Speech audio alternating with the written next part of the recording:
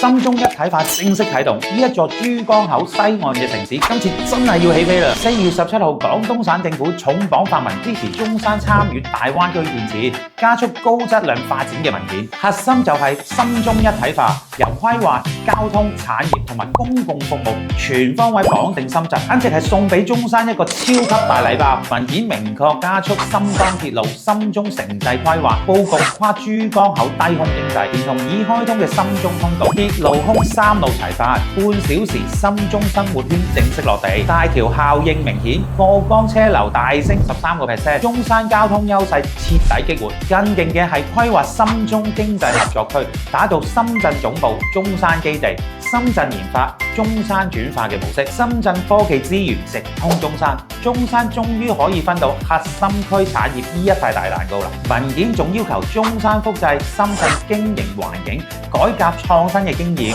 推動社保、醫療、教育等公共資源嘅共享，深中兩地生活、創業、工作實現無縫交接，同時支持中山聯動廣州、珠海、港澳，深化產業協同，攜手打造萬億元嘅智能家具產業群，大力發展生物醫藥、新能源、低空經濟等嘅新嘅產業，為中山產業升級全面加速。中山產業紮實，2025年嘅 GDP 去到4260億，增長咗3.8%，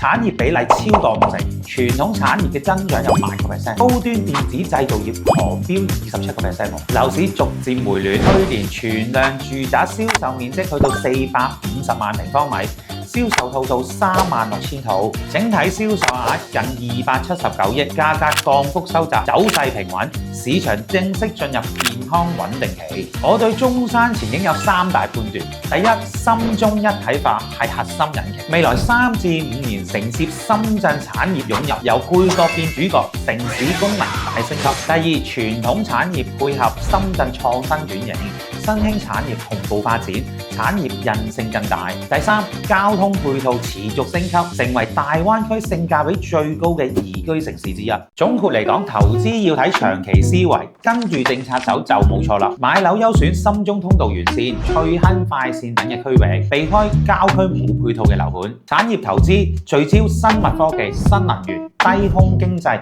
有政策扶持嘅賽道。雖然中山面臨樓市投資放緩、部分產業轉型困難嘅挑戰，但係隨住政策落地，深中一體化嘅融合，短板慢慢會補齊。珠江口東西岸融合，唔單止中山有機會，珠海同南沙亦會同步起飛。